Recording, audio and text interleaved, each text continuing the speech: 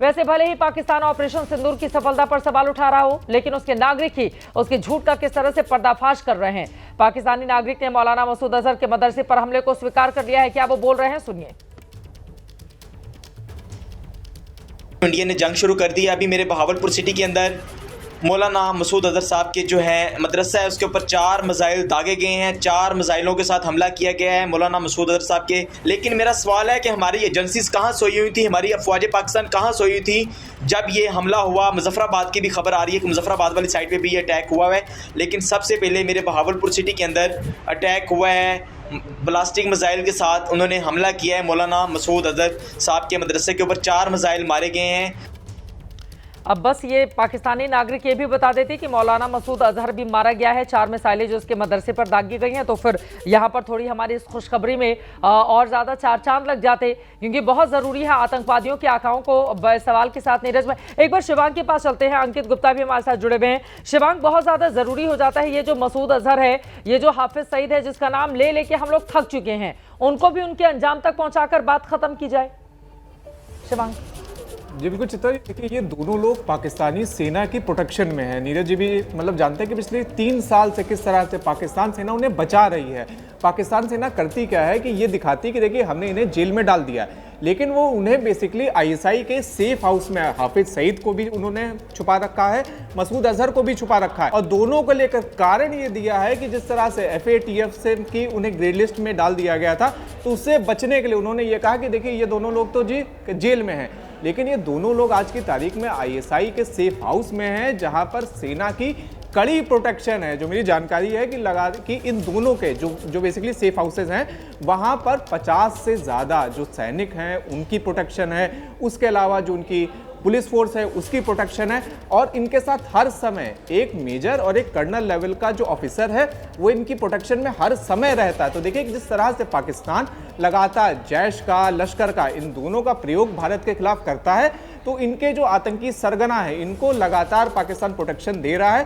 क्योंकि देखिए जिस तरह से आज के 2 साल पहले हाफिज सईद के ऊपर हमले की खबर आई थी, जिस तरह से मसूद अजहर का ये जो पूरा हेडक्वार्टर है इसके ऊपर बम धमाके की खबर आई थी, तो उसके बाद से पाकिस्तान लगातार इन लोगों को लगातार एक तरह से शरण दे रहा है, प्रोटेक्शन दे रहा है, और ये जो जितने भी आतंकी सरगना हैं इन्हें लगातार अपने सेफ हाउसेज में रख रहा है। लेकिन अब देखिए जो स्थिति है कि सेफ हाउसेज में वो आतंकी तो हैं, लेकिन जो उन आतंकियों के इशारे के ऊपर हमला करते थे, जो उनके कमांडर्स थे, वो सारे ये जो हम लोग को लगातार तस्वीरें दिख रही हैं, जो लगातार वहाँ के लोग कह रहे हैं कि लगातार मिसाइल अटैक में कोई नहीं बचा है। ये वहाँ के जो लोकल सिविलियंस हैं वो लगातार ये दावा कर रहे हैं कि जिस तरह से मिसाइल अटैक हुआ है, ना स्ट्रक्चर बचा, ना भीतर जो आतंकी मौजूद थे वो बचा। जी चित्रा। अब बिल्कुल, अब उनकी संख्या कितनी है इसके बारे में हमें थोड़ा इंतजार करना चाहिए, लेकिन पाकिस्तान अगर खुद ही स्वीकार कर रहा है कि 25 मिसाइलें दाग दी हैं हिंदुस्तान ने, तो सोचिए ये आंकड़ा कितना बड़ा होगा। अंकित के पास जल्दी से चलते हुए, अंकित क्या खबर मिल रही है?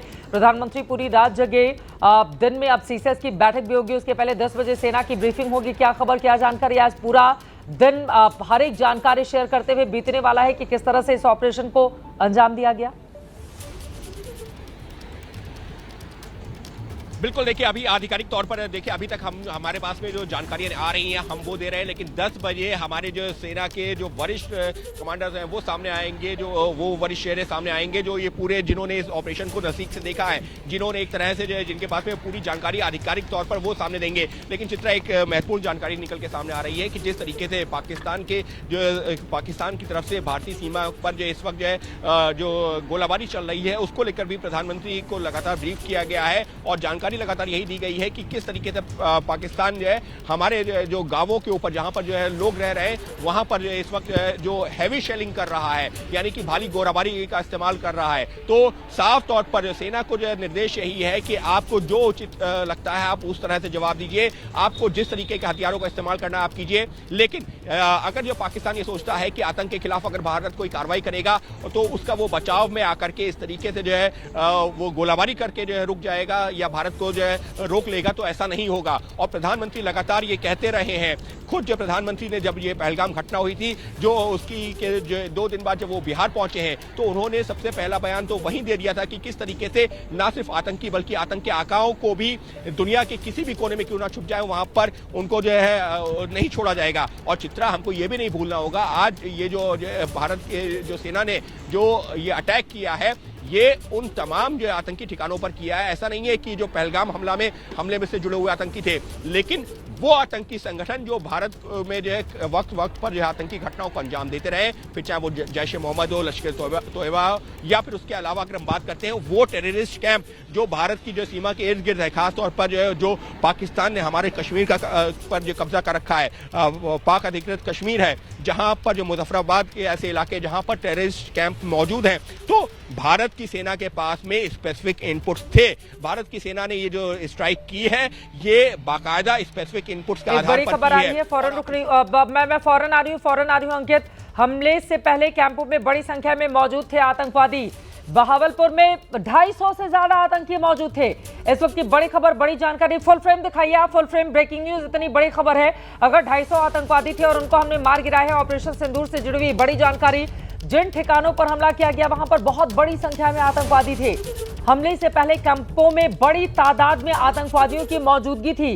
बहावलपुर में 250 से ज्यादा आतंकी मौजूद थे और 250 आतंकवादियों को अगर जहन्नुम तक पहुंचा दिया गया। मुरीदकी में 120 थे, मुजफ्फराबाद में 130 आतंकवादी थे, कोटली में 80 थे, सियालकोट में 10 आतंकवादी थे। टोटल अगर जोड़कर मुझे बताइए, गोलपुर में 80 थे, भीमबेर में 60 आतंकवादियों की मौजूदगी थी, चकममरू में 80 आतंकवादियों की मौजूदगी थी। सारा जोड़कर एक बार बताइए कि कुल कितना होता है। ये संख्या तो बहुत ज्यादा हो जाएगी, तकरीबन 500 के आसपास अगर मैं देख पा रही हूँ।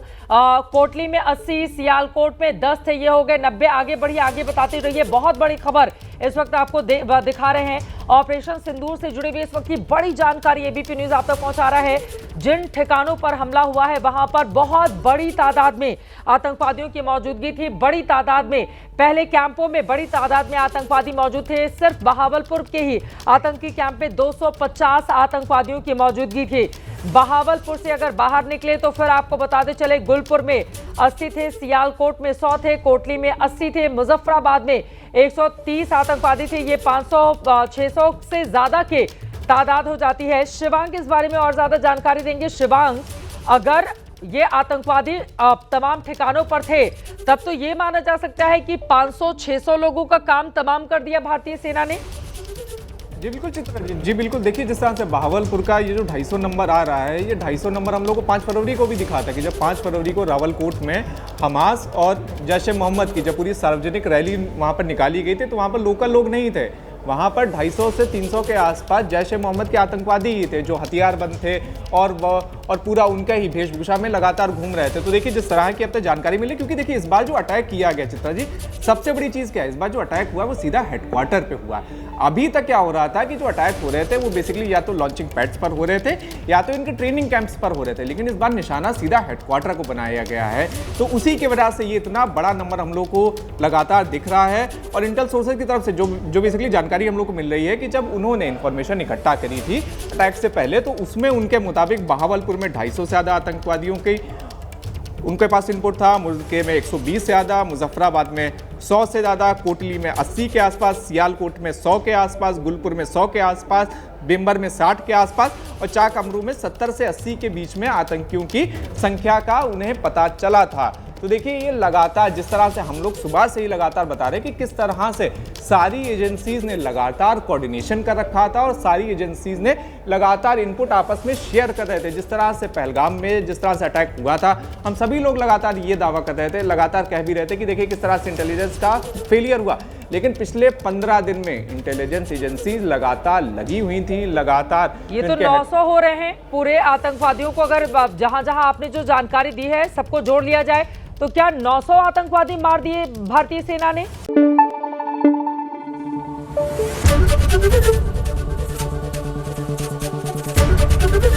एबीपी न्यूज आपको रखे आगे।